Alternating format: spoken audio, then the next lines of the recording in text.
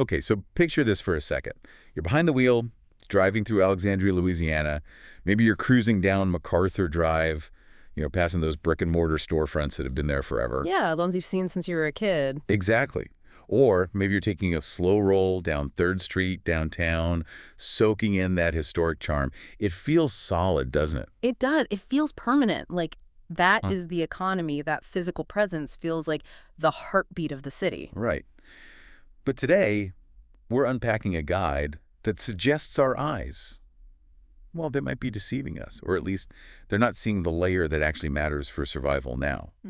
We're looking at a breakdown titled Digital Marketing in Alexandria, LA, dated just today, January 20, 2026. And the central idea here is fascinating, and honestly, if you own a business, it might be a little terrifying. It's definitely a wake-up call. It forces you to look past the gray and mortar. Right. It suggests that while the physical heart of Alexandria is still on those streets, the economic pulse has migrated. It's gone somewhere else. Somewhere else entirely. It's moved online. And the stakes, as laid out in this deep dive, are, well, they're incredibly high. We aren't just talking about getting more likes on a photo. We're talking about a concept the source calls the invisibility risk. The invisibility risk. I mean, it sounds like a sci-fi movie title. It really does, or a thriller. But we're talking about, selling coffee and fixing leaks in Rapide's Parish. We are, but that sci-fi urgency is actually pretty appropriate here. The core argument is that for business owners in the Alexandria Metro Area, the old ways relying on foot traffic, maybe a billboard. Fingers crossed. Exactly, crossing your fingers. Yeah. They're becoming obsolete. The premise is stark. If your business isn't on the digital map, quite literally, you're effectively invisible to the modern consumer in Central Louisiana. So let's just nail this down. You could have the best storefront, best product, be the best plumber in the parish, but if you don't pop up on a smartphone screen, you might as well be a ghost. You don't even exist in their consideration phase. You're not even an option. And what's interesting here is that this source doesn't just say, get on the internet. I mean, that's advice from 2010. Right. It argues that marketing in the 318, that specific area code, requires a completely different, much more nuanced manual. That's what caught my eye. Yeah. Usually, marketing advice feels so one size fits all. But this is saying you can't just copy-paste a strategy from New York or even New Orleans and expect it to work in Cenla. No, absolutely not. Doing that is a recipe for failure. The cultural and geographic landscape of Alexandria is it's distinct. Okay, so let's get into the why. Why is this shifting now? Is it just technology marching on? Well, it is traditional in many ways, but the driver here isn't technology for technology's sake. It's demographic. The source points specifically to the student factor, which I think is often overlooked. Right. We've got the expansion of LSUA, Louisiana State University of Alexandria. And Louisiana Christian University, right across the river. So you have these expanding academic hubs, and that creates this dense, rotating population of younger consumers. These are people who, quite frankly, have never used a phone book in their lives. They don't know what the yellow pages are. They barely even look at physical signs when they drive, do they? They don't. They look at Google Maps. That is their compass. If it's not on the map, it's not real. And this leads us to the first major concept we need to unpack: the map pack. The map pack. I hear this term a lot. This is that little box of, 3 or 4 businesses that shows up at the top of Google with the little red pins? That's the one. And its placement is critical. It appears above the fold, so you don't even have to scroll to see it. It's the first thing your eye goes to. Yeah. The source gives a great example. Imagine someone living in Tioga. Okay, Tioga resident. They wake up on a Saturday, they want coffee, they don't get in their car and just drive around looking for a generic coffee sign. No, they grab the phone on the nightstand before they even get out of bed. Before they even get out of bed, They type, best coffee near me. Or, a resident in Alexandria suddenly has a pout burst. They're panicking. They type, plumber near me. And if you are not in that box, you're losing the customer before they've even put their pants on. The battleground for customers has totally shifted from the street corner to that specific near me search. It's a zero-sum game in that moment. That's a huge shift in psychology. It's high intent, isn't it? They're not browsing. They're ready to buy now. They have a problem, and they want the map to give them the solution immediately. Yeah. And that brings us to the second layer of this. It's not just about showing up. It's about how you show up. Yeah. We touched on this idea that the 318 is different. What is the Cenla nuance? Yeah, I really wanted to dig into that because digital marketing can feel so sterile. Algorithms, data, clicks. But this source seems to suggest there's a heavy human element needed here. This is where it gets really fascinating for me. The source emphasizes that generic, corporate, national marketing strategies, they just fail in Rapide's parish. You can't be a robot. You can't. This is a community that deeply values tradition, connection, and local reputation. So being Global Corp Service Provider, LLC, isn't enough. You have to be a neighbor. You have to be part of the fabric. Yeah. The guide describes social media, Facebook and Instagram, as the new town square. The town square, huh? Yeah. In the old days, you'd go to the actual square or the diner to hear the news, see who's trustworthy. Now that vetting happens on a social media feed. And it says here, your content has to reflect that. It's not enough to just post ads saying, buy our stuff 20% off. No, that actually turns people off in a close-knit community like this. It feels intrusive. Like a stranger yelling at you. Exactly. Successful campaigns have to mix professional promotion with community storytelling. The source explicitly mentions highlighting participation in local culture, like, are you involved in the Alexandria Mardi Gras? Oh, that's huge there. If you aren't part of Mardi Gras, are you even in Alexandria? That's what I'm saying. Or are you supporting the Alexandria Zoo? These aren't just, fluff pieces to fill up a calendar. There are signals. Signals. They signal, I am one of you. I invest in this place. That's what builds the trust you need to sell in this market. I love that. It's digital, but it's rooted in something very old-fashioned, community trust. It's like digitizing the handshake. That's a great way to put it, digitizing the handshake. If you're a lawyer in Alexandria and you never post about local events, local charities, you seem like an outsider. And outsiders have a much harder time. Makes total sense. Yeah. Okay, so we get the why, the students, the maps, the community trust. Let's move to the how. This guide breaks down a toolkit for the 318. What does a business actually need to do? Thankfully, you don't need to be a computer scientist, but you do need a strategy. We already touched on local SEO search engine optimization. Getting into that map pack. Right. But the key here is the scope. It's not just ranking in Alexandria proper. You need to dominate search results in Pineville and Ball, too. It's about casting a net over that whole metro area. Okay, and then there's a term here that always sounds like it's out of a spy novel. Geofencing. Can we unpack that? Is it as high-tech as it sounds? It is high-tech, but it's very accessible now. Geofencing is exactly what it sounds like. You create a virtual fence around a real-world physical location. Okay. When a person with a smartphone enters that fenced area, their device is tagged, and you can serve them ads. That is wild. A little creepy, maybe, but wild. Give me a concrete example from the source. How would a business use this in Alexandria? The source suggests targeting customers who are physically at the Alexandria Mall or the Rapide's Parish Coliseum. So let me get this straight.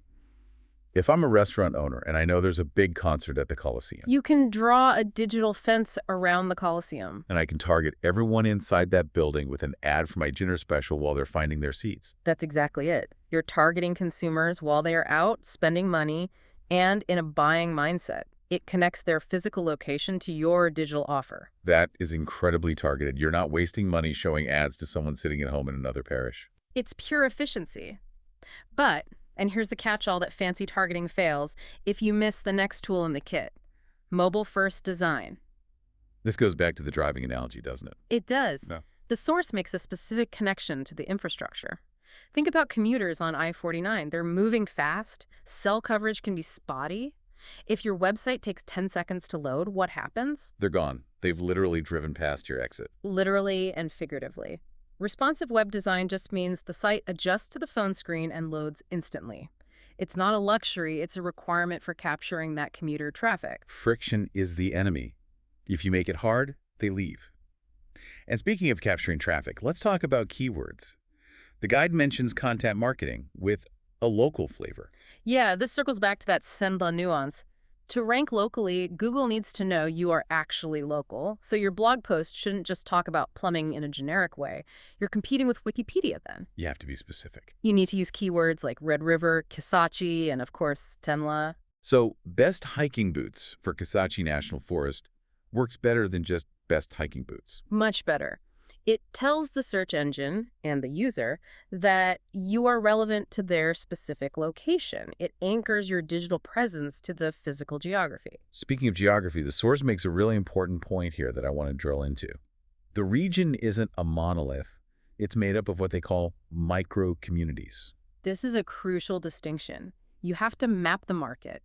Digital reach is huge, but your targeting should be specific. You can't talk to someone in downtown Alexandria the same way you talk to someone in Gardner.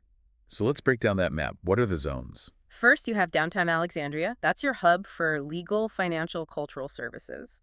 The messaging there needs to be professional, fast. Right. Efficiency and expertise. Then you cross the river to Pineville. That's your academic and residential hub. Different vibe, different needs. Students, faculty, families. Exactly. Then you look at the growth corridors. The source highlights Woodworth and Forest Hill. Why those two? It's identified as the fastest growing corridor for real estate and home services. If you're a contractor, a landscaper, a realtor, that's your gold rush area. New houses, people looking to spend money on their homes. For sure. And finally, you have Boyce and Gardner.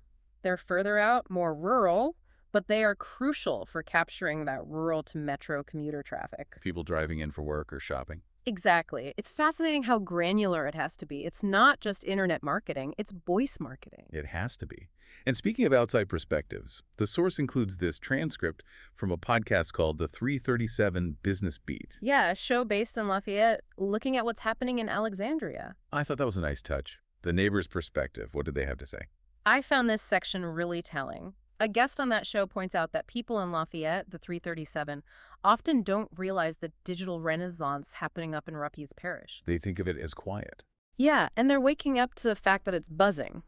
The guest gives a perfect example. They talk about a plumber in Woodworth. In the past, that plumber might have just serviced Woodworth. Right, their local area. But now, with the right SEO, they need to show up when someone in Alexandria searches for help. The digital bridge allows that plumber to compete in a bigger market, expanding their territory without opening a new office. Now, I want to address something that I think a lot of listeners might be thinking. I hear this all the time. I have a Facebook page. It works fine. Do we really need a website? The course calls this the Facebook trap. And it is a trap, a dangerous one. The source uses this brilliant analogy, owned versus rented land. Oh, I like that. Break it down. Think about it. Facebook is rented land. You don't own it. Mark Zuckerberg makes the rules. The algorithm changes, your reach drops to 0, or your account gets suspended. You're at the mercy of the landlord. You are a website. That is a digital storefront you own. You control the keys. You control everything. No one can take it down. And Google likes owners better than renters. Right. It does. A website is critical for ranking on Google. You just cannot effectively optimize a Facebook page to show up in that map pack the same way you can a dedicated website.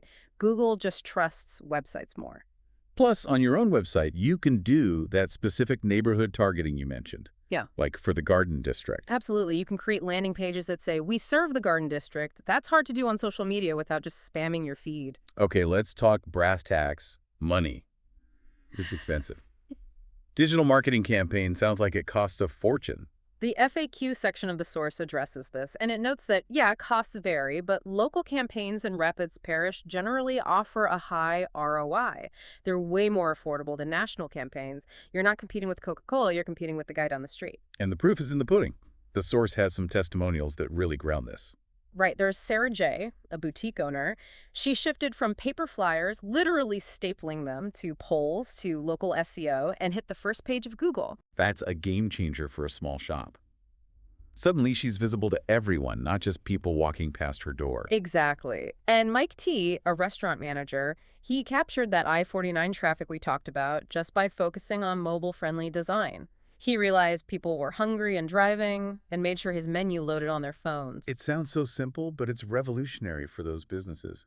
It's the difference between a slow night and a full house. It is, but, and this is a big but, the source also reminds us that we can't live entirely in the cloud. We have to bridge the gap between digital and physical. Right.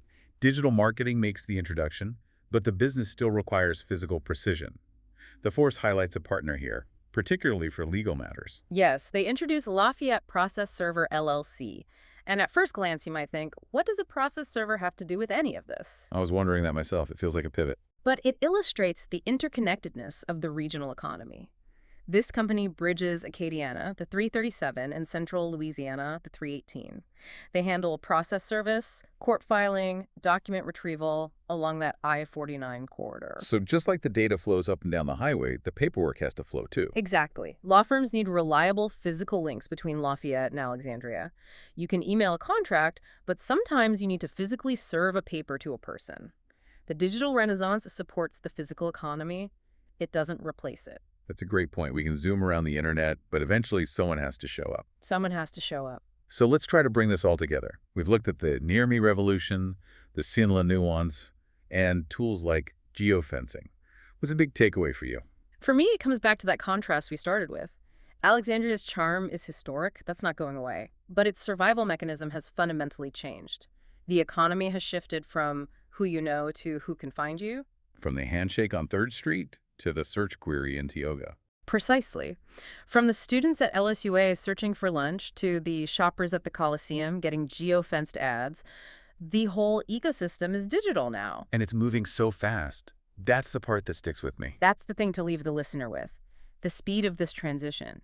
If this near-me revolution is already here, fully established in 2026, what happens to the local businesses that just refuse to adapt? That's the heavy question. Are they merely invisible, as the source says, or do they just cease to exist entirely in the minds of the next generation?